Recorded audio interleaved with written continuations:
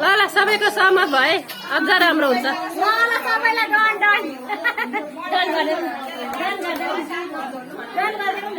यता बान्नेहरू बस्नु भएको छ, यता हाम्रो काकी पनि बसेर मस्त त्यहाँ यो तीज मनाउँदै हुन्छ, ह्याप्पी तीज। यता भित्र पनि हुन्छ तीजको रमझम, यता पनि छ है, बच्चा बच्ची पनि सँगसँगै लिएर।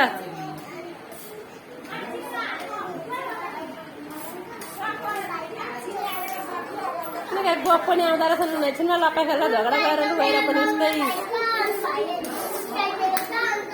आन्टीलाई के उगो छोरीलाई उगो के थप्नुपर्छ?